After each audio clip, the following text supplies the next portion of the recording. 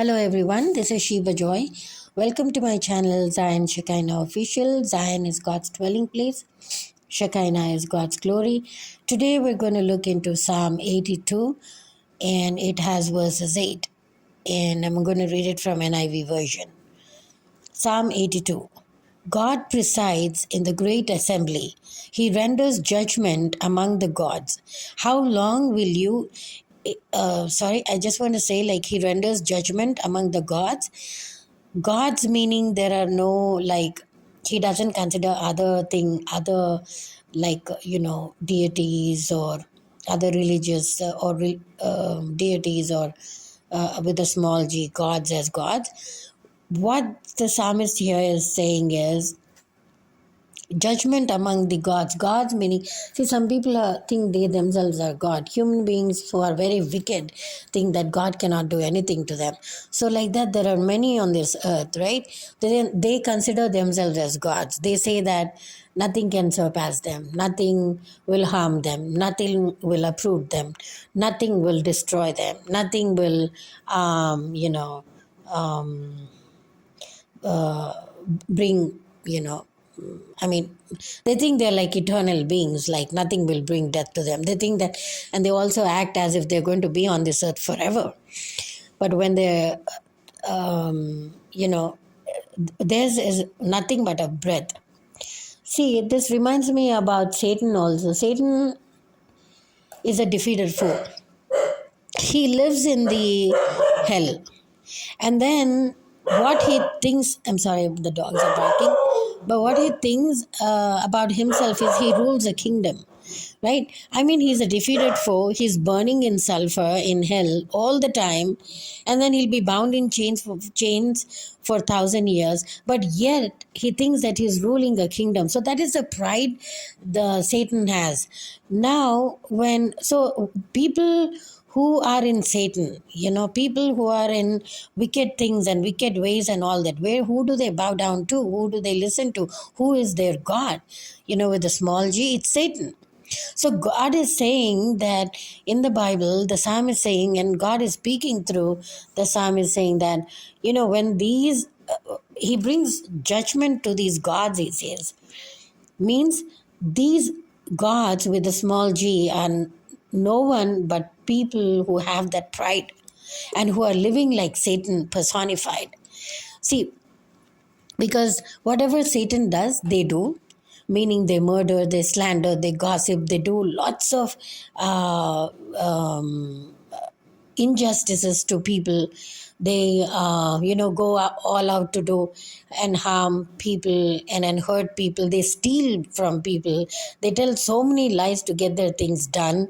So all these things, and they're very debaucherous and all that. So all these things that they do, God is saying that he renders judgment among the gods. So he renders judgment to them. Judgment will definitely come to them, is what God is saying. And we, as Christian believers or as people who believe in God and are trying to be obedient and walk in his ways and fear him and fear and be obedient to his laws, both Old and New Testament, we must understand that the final say is God says, whatever he says. And his judgment is for sure for the wicked people. Because why? Actually, when Prophet was saying that, I was hearing him the other day, and he said, whatever God spoke, it came into existence. Meaning, it was not something that he said, it was not something like words. I mean, of course, that is a word, but also that is a word molded into an action. So, how beautiful that is. It struck my mind, and then I said, that is so true because when God spoke, things came into existence. And we must believe that. Why? Because we've already known that. Why? Because we've already seen that. And what is that? In the beginning was the Word, and the Word was with God, and the Word was God. John 1:1 says that. And when God spoke about earth coming into existence, he spoke about wildlife, aquatic life coming into existence, animal life coming into existence. It came. When God spoke The galaxies came, the stars and the moon and everything was created. It just came, with this one word. So here, Bible is a word like that. God is speaking through his word, which is the Bible, and the Bible and the word is God, as we have seen in John 1:1. So when he renders judgment, we have to believe that and not worry about what wicked is going to do, or how long. Of course, all those things are there in our minds. Sometimes we wonder why it's taking so many years, why it's taking like 5 years, 10 years, 15 years, 20 years, 25 years. Why is it taking so many years? Or why is it taking, so many weeks, so many months, whatever the duration is that some of you are suffering.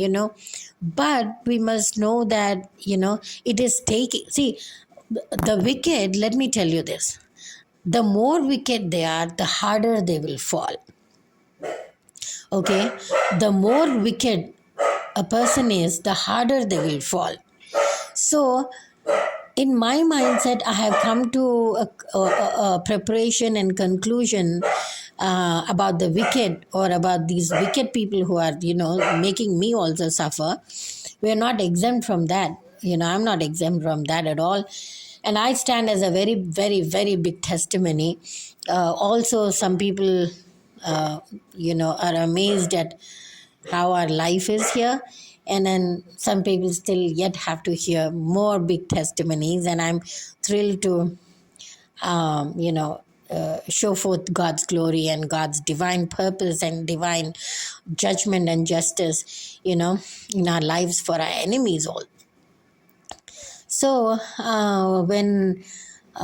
so what am I saying? The thing is, when God, sorry, actually, I've got a lot of cold and bad cold, actually, I don't know from where.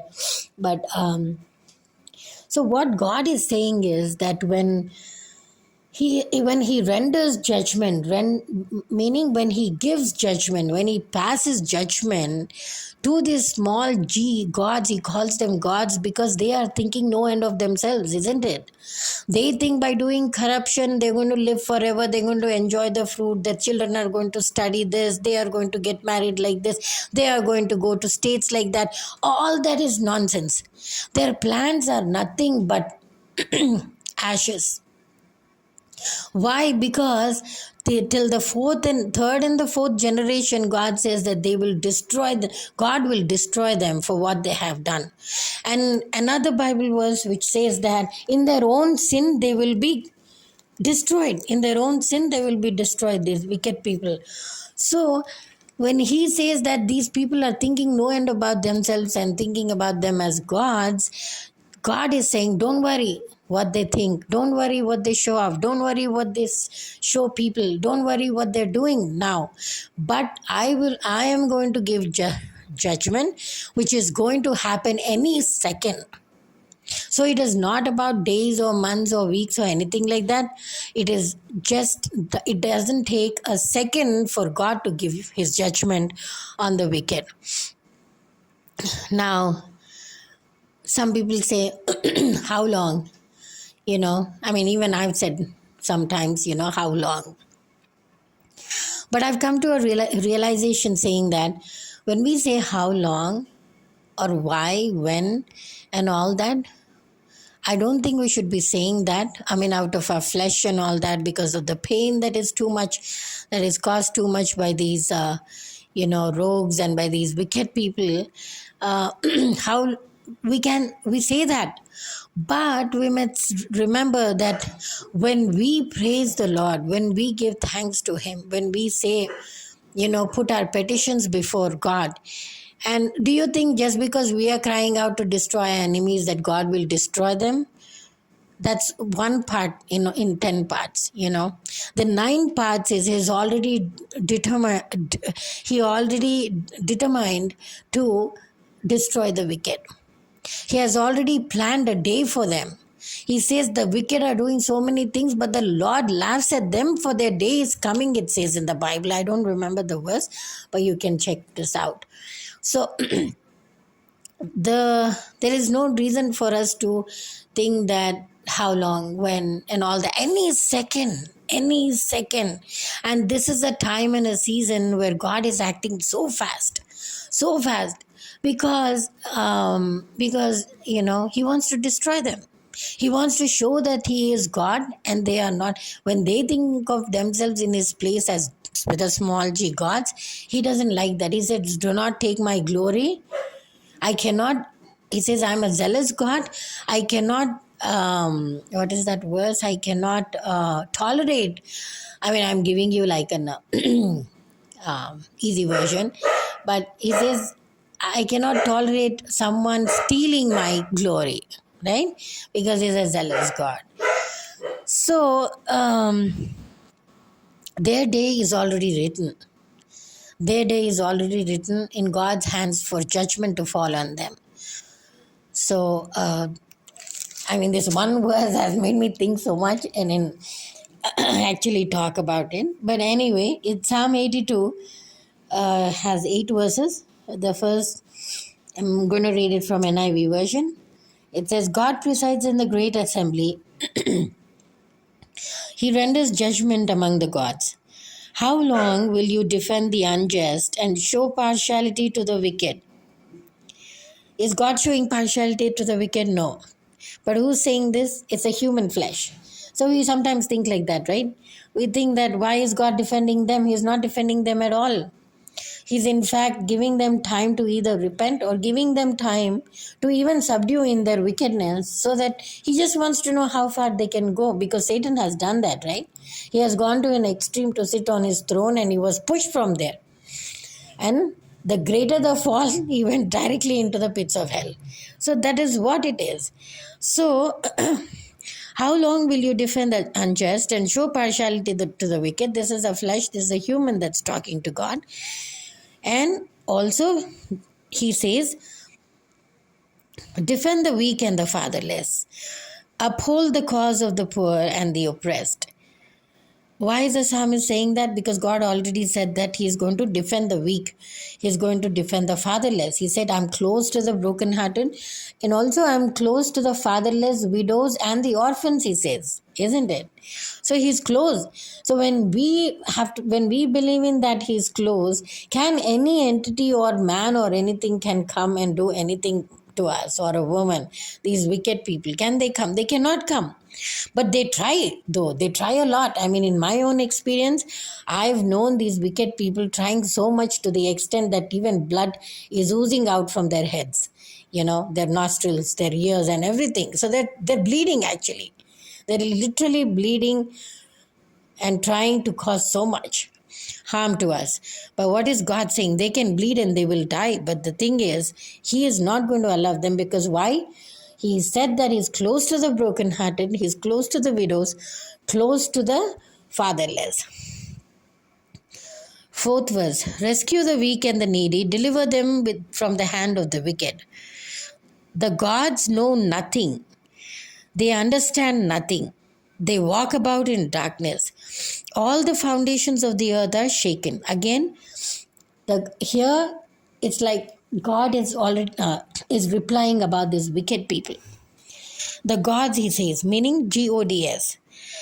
The gods know nothing. Why does God say the gods know? Gods, in a sense, here are wicked people, okay, who think that they are ruling everyone and they rule the earth. They have this money, all the illegal stuff they're doing and gathering money and all that nonsense, all that wickedness. We cannot even think what kind of wickedness they're doing, but God knows. So he says they don't know nothing. Why? Because when they're off the world, can they know anything from the spirit world? They will not know that. It is a very sad thing, because what they see, they think that is life. What they do not see, they think there is nothing else there. But God is saying that they know nothing. They understand nothing. Why? Because their eyes and their minds are blinded by Satan. And what does Satan do? He's just an imitator. Does he have any brains? No. Can he understand anything? No. He also quotes verses from the Bible because it's already written. and he was in heaven, and all he knows is what was written is what he should do, replicate and do the other way and the wrong way is what he knows. But can he put his understanding to the verses? No, he cannot. So like that, these wicked people are also like that. They do not understand anything.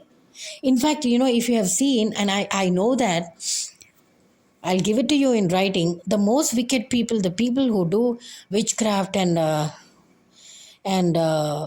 black magic and all these divinations and all that stuff, they really don't have brains, man. They don't have. You try to make them understand something. With their lies, they will excel and go forward, try to go forward, where God automatically will snub them in a second, any day. But they do not have any understanding. If you speak to them about a project, if you speak to them about something well, or if you speak to them, they won't understand, because their minds are totally blocked. They're totally off. Because why? Wisdom comes from God, right?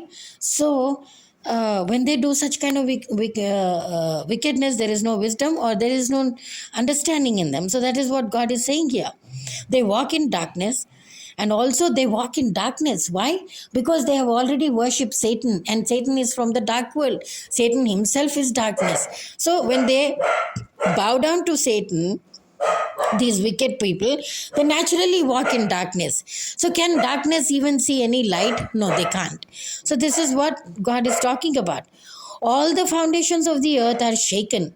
So, and here it's like, when this happens, because God created this world, God created this earth for his glory. But when such wickedness is being ruled by Satan and their allies, he's saying all the foundations of the earth will be shaken because of that. Then here again in 6th verse it says, I said, you are gods. You are all sons of the Most High, but you will die like mere mortals. You will fall like every other ruler. Why? Because they might think anything they like. But what will be their fate? What will be their fate? Their fate will be like they will die like mortals. Can they live forever? No. They will die at some point, and they have to die because they are breathing on this earth, right? So they have to die. And you will fall like every other ruler. That is the most important thing that we have to understand. Now they are ruling, right? They are ruling over lots of wicked things. They're ruling over other people's hurts. They're ruling over other people's harms, harming them. They're ruling over by encroaching, right? They're ruling over by doing illegal things in their houses. But what is God saying here about those people? He's saying that they will fall like every other ruler. They think they're ruling now. But it's saying, oh, fine, you can rule, but you will fall. You will fall. I just said, right, in the beginning, the more wicked they are, the harder they will fall. So this is what God is saying. And last verse, rise up, O God, judge the earth, for all the nations are your inheritance. Now, ultimately, everything in the earth belongs to God. And the psalmist is saying, Lord, rise up and judge the earth, for all the nations are your inheritance. And so it is like explanatory, right? So I'm sorry about so much of noise here. So God will definitely rise up. Why? Why? Because when he has seen, and God is going to judge the nations, is he not judging them now? Sodom and Gomorrah were in a lot of sin. Did God judge them? Yes, they did. He did. The whole of Sodom and Gomorrah was wiped out. Did God judge that? Boys, be quiet. So it's okay. It's a dog. Be quiet. So, okay. Sleep. See, look at the time. So, is God going to be, sorry about this, but is God, where was I? Yeah. Is God going to be, did God wipe Sodom and Gomorrah? He did. Did God wipe out in the time of Noah bringing the flood? He did. Did God wipe out at the Tower of Babel? He did. So, where is that one place that God did not wipe out nations, you see? So, his ways, sometimes we question, but I think we're making a big mistake of questioning because he is sure to do what he said he will do in the Bible. He did not say, just because you pray, I will do it, or just because you don't pray, I will not do it. He did not say that, right? So, God is a just God, friends, and God is a God of divine justice and divine judgment. So, this is what we need to believe in, and this is what we need to give him all the glory. All the glory. And so many things are coming to my mind, but I think I will end this because ultimately, it pains a lot, and this endurance phase is like very hard. Because on all sides, these wicked people, they throw daggers, they throw, they try to affect. They did that. These wicked people are still doing that on us. They try to affect our health. They try to affect our minds. They try to affect our finances. They're trying to affect everything, that we are holding. They're trying to affect our time. They're trying to, in fact, they have done so much of harm that we put, I cannot go into all the details, but painfully they are doing it. For that, painfully also they will fall. And this is, I decree and declare, that they will fall painfully. See, the thing is, whatever you sow, you reap, it says in the Bible, right?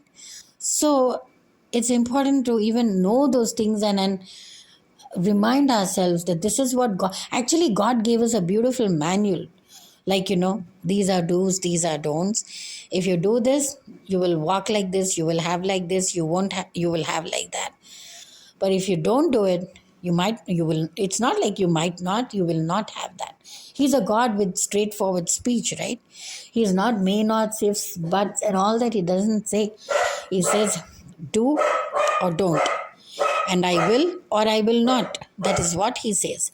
So, we serve a very, very mighty God, folks. Really, we serve a God with so much of power. And we think just because we're having some problems and things and all the troubles, we think that Satan is powerful or Satan is just, yes, he's been given some power because he was in heaven, but that power is also negligible before God's power, right? So why? Because after all, man, he's just a beast. Can beast have any power like God's power? No, he can't. He can't. So we have to give him all the glory. Let to God be the glory. I really like this song where there's a song where it says, "To God be the glory, great things He has done." To God be the glory, great things He has done. Yeah, that's a beautiful song. Actually, I am not able to remember the words, but it says like, "To God be the glory, great things He has done, greater things He is going to do, and greatest things will be seen." So it's a very beautiful. I think that's how it goes. Is what it is. So, knowing that our God is powerful should be enough. Why? Because even though we cannot fight, He's fighting for us. And ultimately, who's going to be the winner? God. Who's going to be the victor? God. Whose victory it's going to be? Ours. Mine. Yours. If you're in the Lord. All the people who are in the Lord. Right? So that is what it is. So, yeah. This is what it is. I don't know. I was trying to actually just read the psalm, but I felt like, a nudging in my spirit to, just talk about this psalm. Because every psalm is so unique, so different, so unique, so authentic, so, has so much weight. So, yeah. Let me end. May the Lord bless this word. And thank you for listening.